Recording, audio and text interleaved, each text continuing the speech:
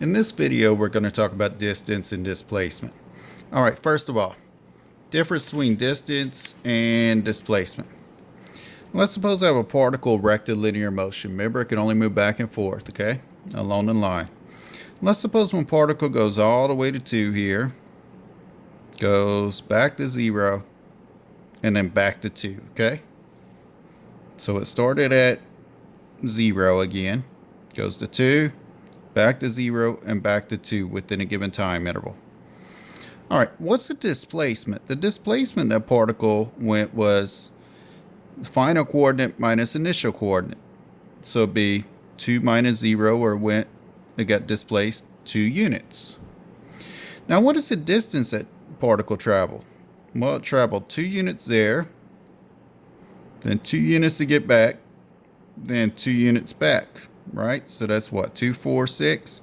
So that'd be 6 units. Notice how distance differs from displacement. Displacement's just final coordinate minus initial coordinate, and distance is all the motion combined, basically. All right, so your book gives you a nice little definition, or a way to find, I guess you could say, displacement and distance. It talks about the displacement over the time interval from t subscript to 0 to t subscript to 1. It's just the integral from t subscript to 0, t subscript to 1 of your velocity function. Then it talks about the distance traveled from t subscript to 0, t subscript to 1 is the integral of the absolute value of velocity from t subscript to 0 to t subscript to 1. Okay, so what are we saying basically? Displacement, integral of velocity, distance traveled, integral of the absolute value of velocity. You need to memorize those. All right, let's go on to our example here with displacement and distance and so forth. See, I'm going to have to zoom out a little bit here. All right, a particle moves with the acceleration 15 meters per second squared along an s-axis. So again, in rectilinear motion, and has a velocity v subscript of 0 is equal to -1 meter per second, and time t is equal to 0. Find the displacement and distance traveled by the particle during the time interval from 0 to 2. All right, what are they giving me? They're giving me an acceleration function. All this right here is conditions. Okay, so let's see what I have. I have my acceleration function, a of t is equal to 15, we're going to say. Let's forget about the units for a minute. What does this mean? V subscript to 0 means its initial velocity. So in other words, that's like saying this. Or we could look at it this way. T is equal to 0. So that's like saying v of 0 is equal to -1. So when I input 0 into my velocity function, I get an output of -1. So in other words, this is kind of like the last example we did. Now, how do I find distance traveled and displacement? Well, I integrate velocity. Well, what's my velocity function? I don't know yet, so I need to integrate acceleration to find my velocity function. My velocity function is the integral of my acceleration function. Well, that's going to be the integral of 15 dt according to this. Well, that's a fairly easy antiderivative to take. 15t plus c. Now this is my velocity function. So if I input 0, I get an output of -1. So when I input 0, I get an output of -1. Oh, life's good here. It's easy to solve for c. All right, so what is my velocity function now with c subbed in? It's 15t minus 1. Now, what are we trying to find? Trying to find a displacement first. So I could say displacement is equal to the integral of my velocity function Now, over what time interval? What's my t subscript of 0? What's my t subscript of 1? They are 0 to 2. So my limits of integration are going to be from 0 to 2 because it's over the interval they're talking about. Let's integrate this. And this is what? 15 halves t squared minus t. And we're going to run that from 0 to 2. Alright, so we have 15 halves times 2 squared minus 2 minus 15 halves times 0 squared minus 0. If I evaluate it at my limits of integration and do the subtraction. Well, what does that give me? 30 minus 2, and this part just zeroes out. So what does that give me? 28.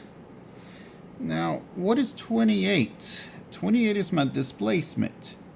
What is my displacement? How far I am on that number line. So what are we going to measure then? Feet, centimeters, some kind of linear measurement. But what is the unit they're giving me for the actual measurement of length? Meters. So my displacement is going to be 28 meters. Now, what else do they want me to find? The distance traveled. So for the distance traveled, what do I need to integrate? I need to integrate the absolute value of this velocity function. Let me see if I'm still on the page. Yeah, so distance traveled is going to equal to the integral of the absolute value of this velocity, the absolute value of 15t minus 1 dt over that same time interval from 0 to 2. Well, let's see how we integrate this.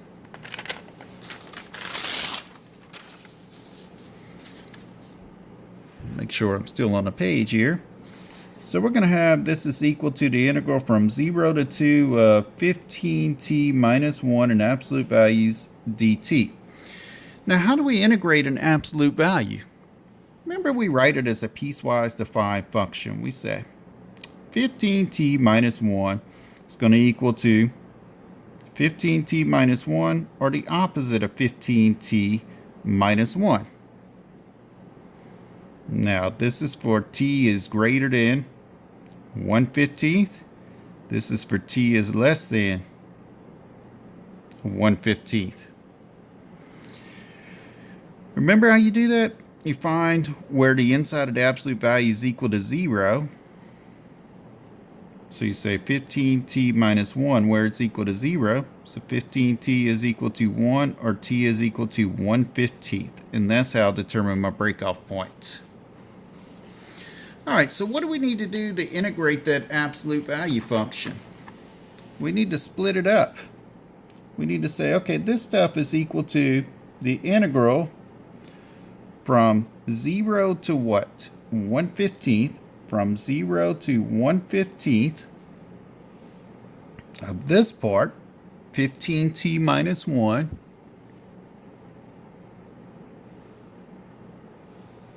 no, I'm using the wrong part.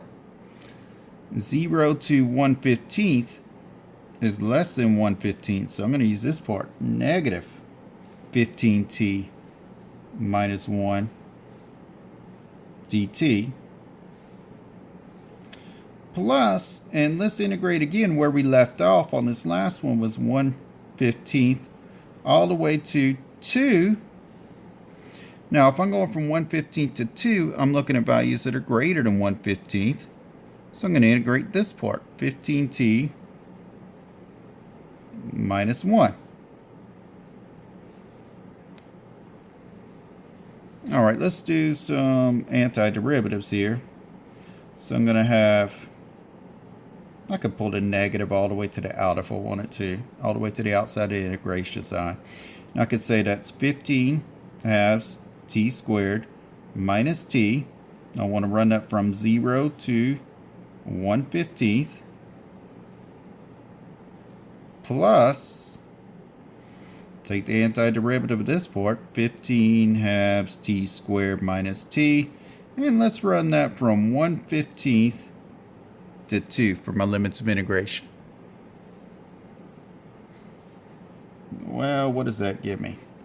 I have a negative on the outside still.